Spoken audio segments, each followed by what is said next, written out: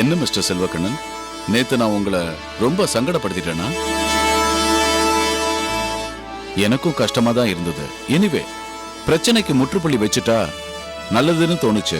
அதான் உங்களை தொந்தரவு பண்ணிட்டேன். சில நேரங்கள்ல உங்களை மாதிரி நேர்மையான ஆபீசர்ஸ நிர்பந்தப்படுத்தணும்னு நினைக்கும் போது நம்ம சர்வீஸ்க்கும் படிப்புக்கும் இது தேவையானு தோணுது.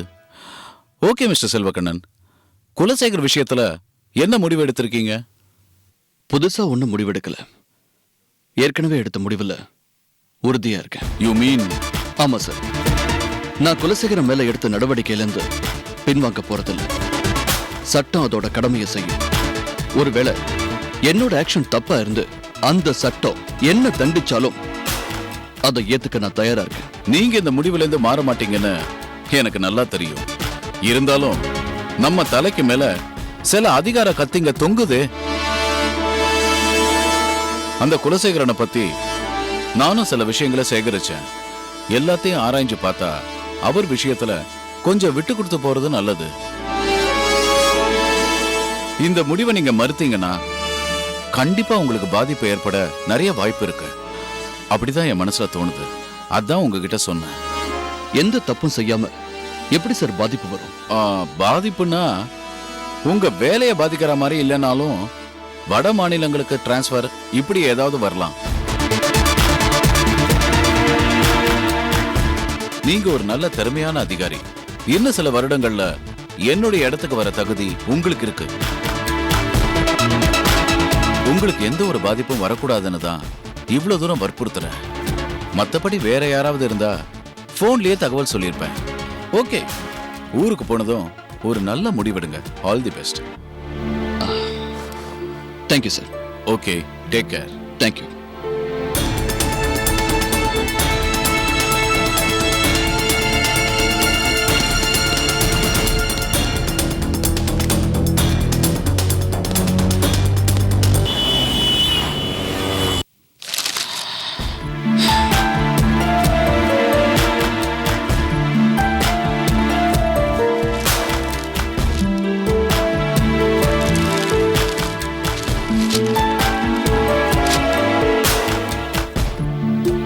என்னங்க காஃபி? இவ்வளோ தூரம் டிராவல் பண்ணிருக்கீங்க, கொஞ்ச நேரம் தூங்கி ரெஸ்ட் எடுப்பீங்கன்னு பார்த்தா ஹால்ல வந்து உட்காந்துட்டு இருக்கீங்க. ட்ரெயின்ல தூங்கிட்டு தான் வந்தேன். நீ உட்காரு.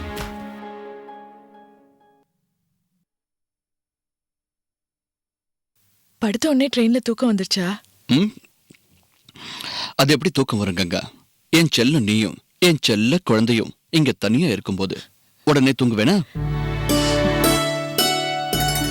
நான் தூங்காம உங்களையே நினைச்சிட்டு இருந்தேன். அதுக்கப்புறம் நீ என் செல்ல குழந்தைக்கு பாட்டு பாடி தூங்க வச்சியா? அத கேட்டு நானும் தூங்கிட்டேன். அதெல்லாம் இருக்கட்டும், சுபாக்கு ஃபோன் பண்ணீங்களா? ஃபோன் பண்ணி பேசினேன். ரொம்ப கம்பல் பண்ணி லஞ்சுக்கு கூப்பிட்டாங்க. தவிர்க்க முடியாம போனேன். ஆனா போன இடத்துல ரொம்ப அப்செட் ஆயிட்டேன். என்னாச்சு?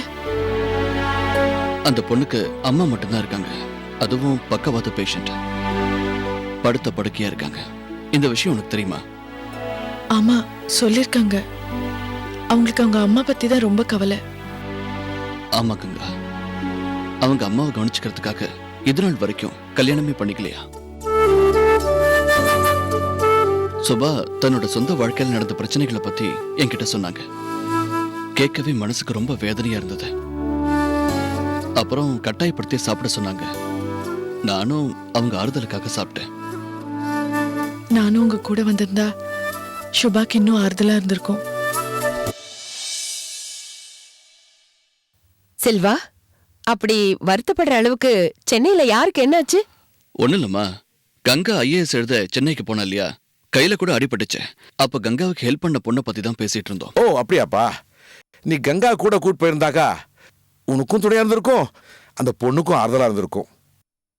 நீங்க சொல்றத பார்த்தா நான் தான் கங்காவை சென்னைக்கு போக வேண்டாம்னு சொன்ன மாதிரி இல்ல சொல்றீங்க. கர்ப்பமா இருக்கிற நேரத்துல ரொம்ப தூரம் பயணம் போனா உடம்புக்கு ஏதாவது ஆயிடும். அப்புறம் என்ன பண்றது? அதான் அப்படி சொன்னேன். அம்மா, எதுக்குமா இதை பெருசு பண்றீங்க? ஒருவேளை என்ன வெளி மாநிலத்துக்கு டிரான்ஸ்பர் பண்ணா அப்ப என்னம்மா பண்ணுவீங்க? ஏன் செல்வம், நீ சொல்றது பார்த்தா டிரான்ஸ்ஃபர் வரும்னு எதிர்பார்க்கறியா? அதை பத்தி ஏதாவது கேள்விப்பட்டியா? இல்லப்பா, ஒரு அனுமானம் தான். கங்கா, டிரான்ஸ்ஃபர் சொன்னதும் ஏன் ஒரு மாதிரி ஆயிட்ட? செல்வா, நீ இனிமே வெளியூர் போறதா இருந்தா கங்காயும் கூட்டு போ. 2 நாளா என் மருமக முகத்துல சந்தோஷமே இல்லப்பா. நீ வந்ததுக்கு அப்புறம் தான் சந்தோஷமா இருக்கிறா. இப்ப பாரு, லைட்டா. ஏமா இதுக்கே எப்படின்னா டில்லி, பஞ்சாப், பீகார்னு போயிட்டா அப்ப என்ன பண்ணுவ? நானும் அவர் கூடயே போயிடுவேன் அத்தை. ராமர் இருக்கிற இடம் தான் சீதைக்கு அயோத்தின்னு சொல்லுவாங்க. அவர் எங்க போனாலும் அவர் கூட நானும் இருப்பேன் அத்தை. அவர் பக்கத்துல இருந்து கவனிச்சுப்பேன் அத்தை.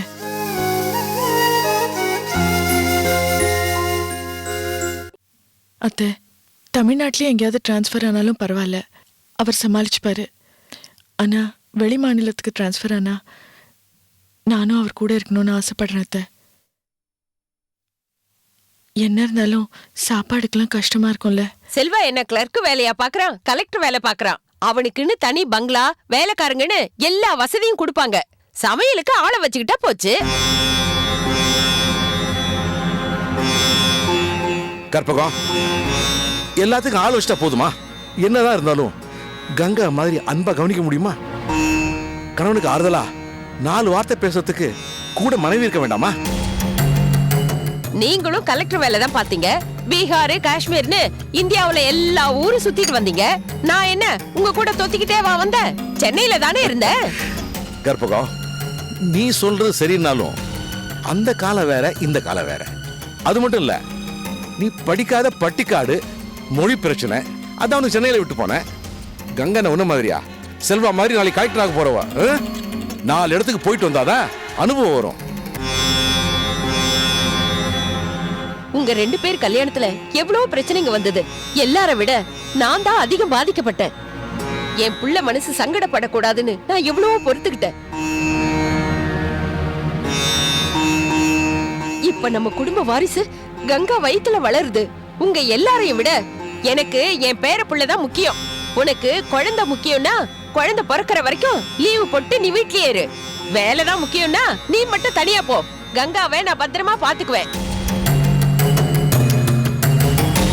கங்கா, இப்பவும் நல்லதுக்கு தான் சொல்றேன். இந்த குழந்தை பிறக்கிற வரைக்கும் நீ எங்கேயும் போக கூடாது. செல்வாவுக்கு டிரான்ஸ்பர் வந்தா அவன் மட்டும் போகட்டும். உனக்கு என் கூட இருக்க பிடிக்கலனா உங்க அம்மா வீட்டுல போயிரு. ஆனா நீ எங்க இருந்தாலும் என் கண்ணு முன்னாடி தான் இருக்கணும். அவ்வளவுதான் நான் சொல்லுவேன். வா, சமையல் கட்டுல வேலை இருக்கு. செல்வா, சில நேரங்கள்ல உங்க அம்மா இப்படிதான் அடம் பிடிப்பான்னு உனக்கு தெரியுமில்ல? இப்ப பேர குழந்தைய நினைச்சு அவ ஏக்கத்தை வெளிப்படையா சொல்லிட்டான். நீ ஒன்னும் தப்பா நினைச்சுக்காதப்பா.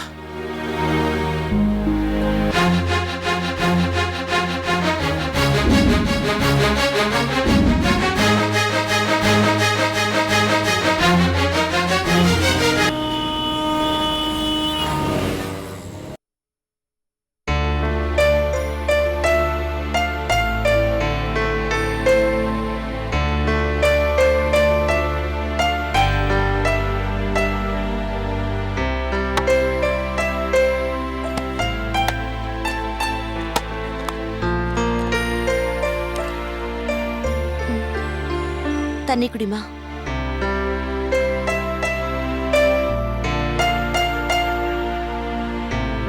இன்னும் கொஞ்சம். இன்னொரு மாத்திரை இருக்கு.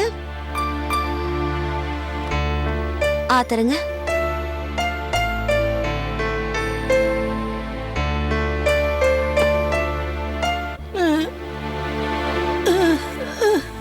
என்னம்மா, எதுக்காக மாத்திரை மருந்துக்கெல்லாம் பணம் செலவழிக்கிறேன்னு கேக்குறியா? இன்னும் நீ நிறைய நாள் என் கூட இருக்கணும். எனக்கு கல்யாணம் ஆகணும். அதை நீ பார்த்து சந்தோஷப்படணும்.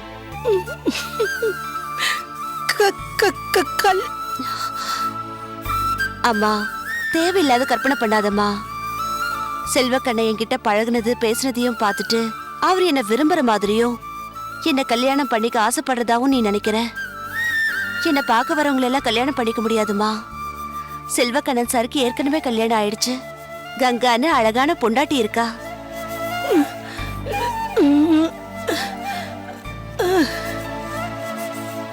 நீ நினைக்கிற மாதிரி அவர் நல்ல மனுஷன்தான். ஒரு நாள் பழக்கத்திலேயே தான் ஒரு கலெக்டர்ன்றதையும் மறந்து நம்ம வீட்டுக்கு வந்து சாப்பிட்டுட்டு போனாரு. நமக்காக எந்த உதவியும் செய்வாரு. இப்ப நீ நிம்மதியா தூங்கு.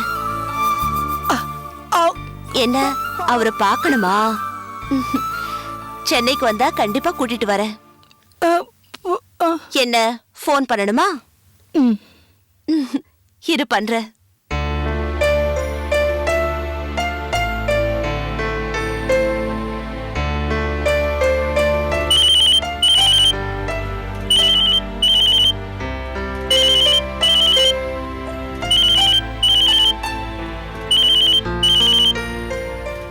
அம்மா மார்க்கெட்டுக்கு போயிட்டு வந்துடுறேம்மா.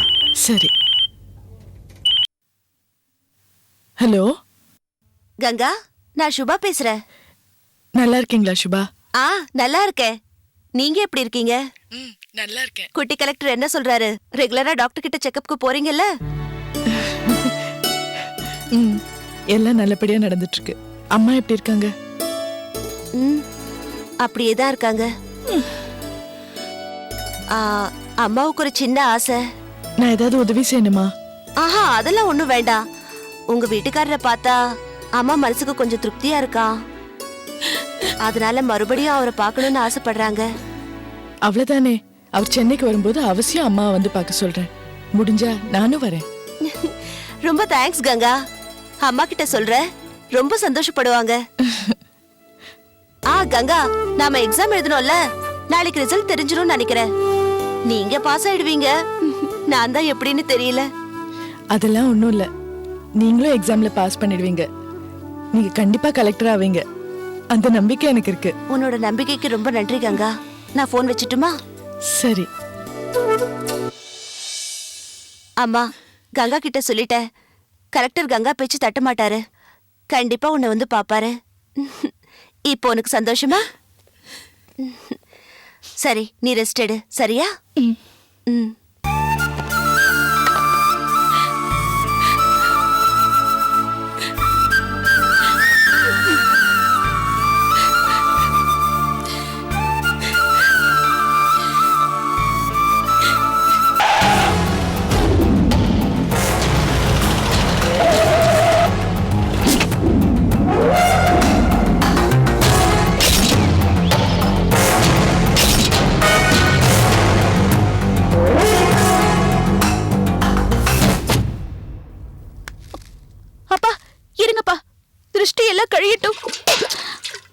எதுக்குமா இதெல்லாம்? இல்லப்பா, எங்க திருப்திக்காக. சரி, கொஞ்சம்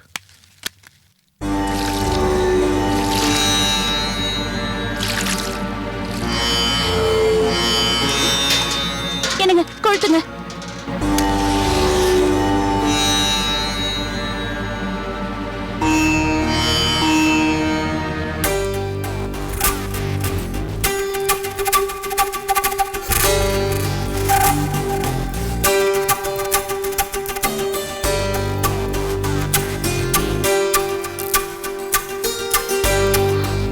போங்கப்பா.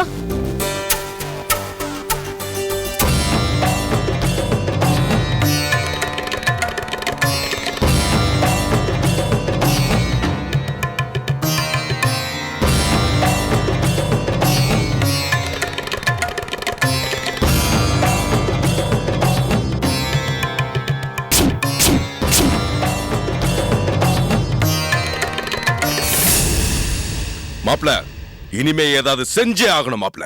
சும்மா இருந்தா முடியாது மாப்ள. அன்னைக்கு ஆஞ்சநேயர் வால்ல தீய வச்சவங்க எப்படி அழிஞ்சாங்களோ அதே மாதிரி ஏன் நெஞ்சுக்குள்ள தீய வச்சவங்க அழிஞ்சே ஆகணும் மாப்ள. அழிச்சே தீருவேன் மாப்ள.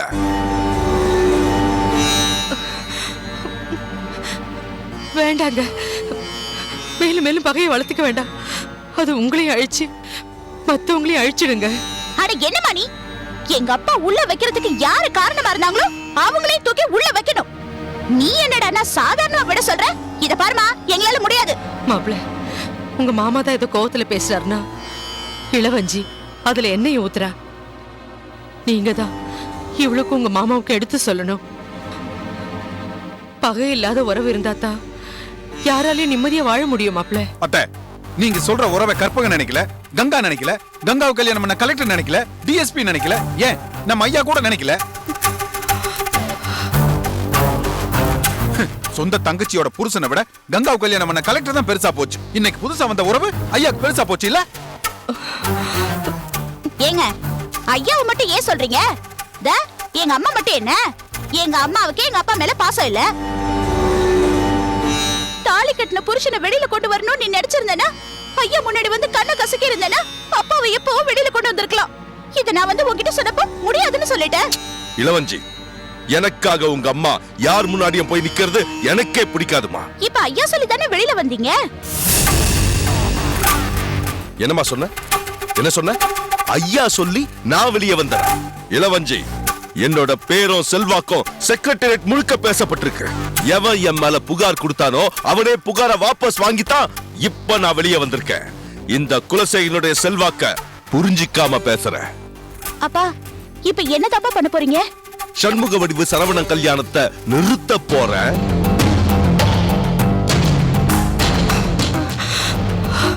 கங்கா வயித்துல வளர்ற அவனோட வாரிசு இந்த பூமியை தொட விடாம பண்ண போறேன்.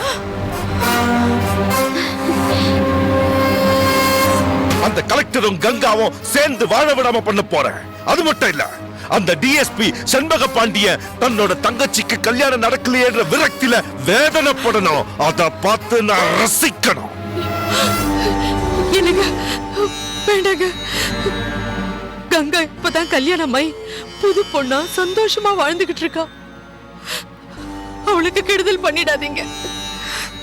உங்களுக்கும் ஒரு பொண்ணு இருக்கா, அதை மறந்துடாதீங்க.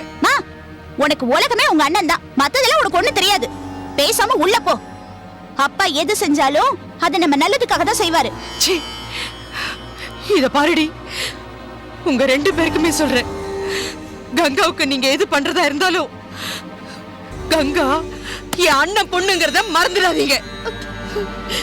எப்படியோ போங்க. அப்பா அம்மா எப்பவுமே இப்படிதான்ப்பா. நீங்க சொன்னதை செய்யுங்கப்பா. நாங்க கிளம்புறோப்பா.